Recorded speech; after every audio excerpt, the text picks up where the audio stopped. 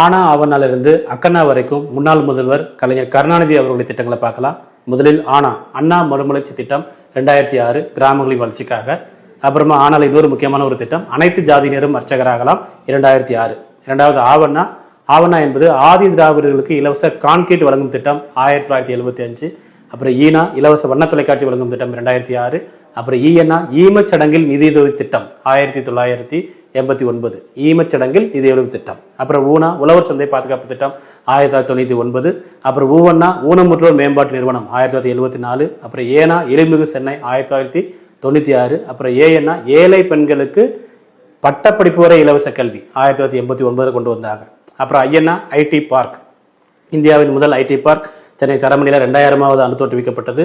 அப்புறமா பாத்தீங்கன்னா ₹1 1 கிலோ அரிசி திட்டம் 2008. அப்புறம் ஓய்வூதியம் யாருக்கு? விவசாய தொழிலாளர்களுக்கு 2006. அப்புறம் அவ்வை கண்ணொளி வழங்கும் திட்டம், அதாவது கண்ணு தெரியாதவங்களுக்கு இலவச கண்ணொளி வழங்கும் திட்டம், அவ்வை கண்ணொளி வழங்கும் திட்டம் 1969. கடைசியா அக்கண்ணா என்பது ஃபோர்டு தொழிற்சாலை தொடங்குவது 1996. நன்றி.